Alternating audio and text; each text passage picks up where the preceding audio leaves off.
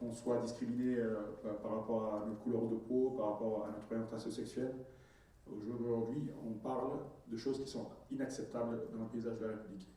Lorsque le juif est atteint dans sa synagogue, est inquiété, agressé, le musulman doit trembler parce que son tour viendra s'il ne se montre pas solidaire, et cette solidarité commence dès maintenant. Promouvoir la solidarité entre juifs et musulmans dans la lutte contre le racisme, les discriminations et les violences qui l'accompagnent. C'est le message porté par les participants d'une soirée spéciale organisée le 28 janvier dernier à l'Hôtel de Ville de Paris par l'antenne parisienne de l'association L'Amitié judéo-musulmane de France. Les citoyens juifs et musulmans expriment une inquiétude commune, celle d'être insuffisamment protégés et représentés par les institutions publiques. Les premiers ressentent une forme d'abandon moral et de peur latente. Les seconds, une stigmatisation récurrente et un sentiment d'exclusion civique. La soirée a réuni une centaine de personnes issues d'organisations cultuelles et antiracistes, mais aussi du grand public. Elle avait pour objectif de présenter la synthèse d'une étude menée par l'AJMF Paris sur l'évolution de l'antisémitisme et de l'islamophobie en France, et principalement en région parisienne, depuis les attaques du 7 octobre 2023 perpétrées par le Hamas contre Israël. Nous avons travaillé à partir du ressenti des personnes interrogées.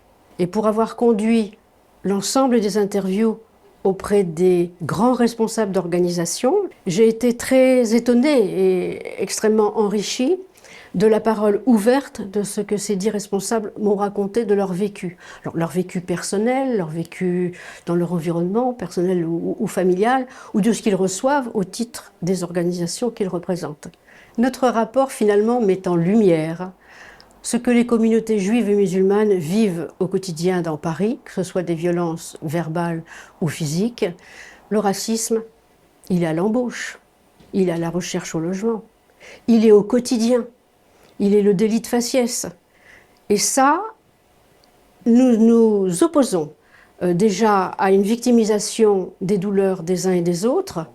Il n'y a pas de hiérarchie. Le constat est alarmant. Selon les chiffres du ministère de l'Intérieur, les infractions à caractère raciste ont augmenté de 11% en France entre 2023 et 2024. Le rapport constate par ailleurs une banalisation du traitement de l'islamophobie et de l'antisémitisme dans les médias, ainsi que l'absence de réponse structurelle de l'État. Selon les responsables d'organisations cultuelles, la lutte contre ces phénomènes ne pourra aboutir sans une coopération entre les communautés juives et musulmanes. C'est une question d'abord de valeur universelle. Chaque être, quel qu'il soit, atteint dans son intégrité physique et morale de par son appartenance confessionnelle réelle ou supposée, de par son origine ethnique réelle ou supposée, appelle notre solidarité qui que nous soyons. Deuxièmement, il est vrai que ces deux composantes de la nation doivent agir de concert, ensemble.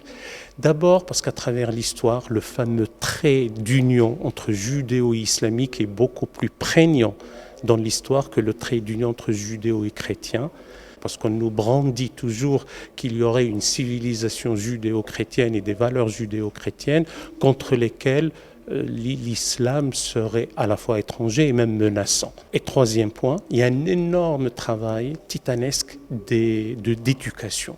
D'abord au sein des familles, on ne peut accepter ces confusions en essentialisant tout un groupe humain et en lui imputant le comportement des plus déviants ou des plus irresponsables du groupe en tant que tel.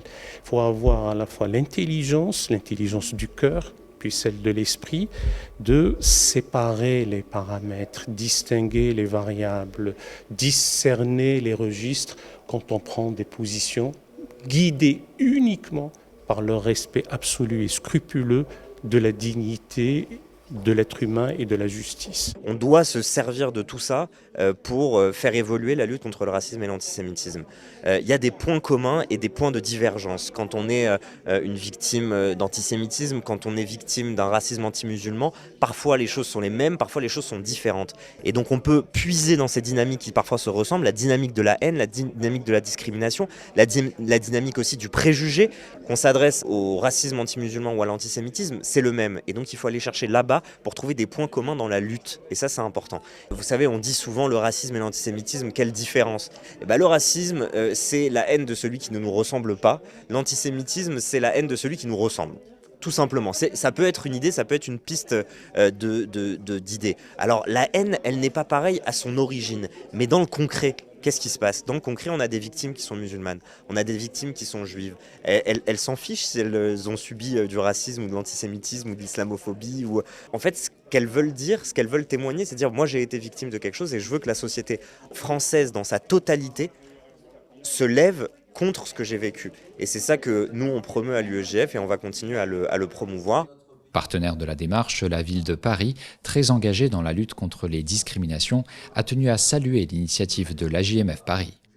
On est dans un moment très compliqué où on sait que les communautés ne se parlent plus forcément et avoir ce dialogue ici, dans cette maison qui est la maison commune, est important. Et le travail qu'ils ont fait est tout à fait remarquable et c'était notre rôle que de les recevoir ici. Et c'est notre rôle maintenant de les aider à ce qu'on puisse développer ce dialogue. Parce que moi, je suis partisan d'un dialogue interreligieux et avec les associations laïques. Je crois que c'est comme ça qu'on s'en sortira. Il y a des sujets sur lesquels on peut se diviser, mais quand on se voit, quand on se retrouve, on se rend compte qu'il y a tellement de valeurs communes ensemble et faire discuter entre différentes religions et particulièrement aujourd'hui entre des représentants de la religion juive et des représentants de la religion musulmane, je crois que c'était essentiel et c'est pour ça que cet événement aujourd'hui est important et en tout cas dans la continuité de ce que souhaitait la maire de Paris depuis une douzaine d'années et ce que dans le cadre de mon mandat j'ai souhaité.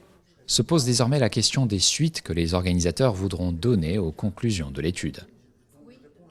Les prochaines étapes, c'est de transformer tout cet état des lieux documenté, en quelque sorte, en une véritable campagne d'information à destination des Parisiens. Moi, j'imagine une campagne, je ne citerai pas de nom, mais sur les abribus ou dans le métro ou dans la presse.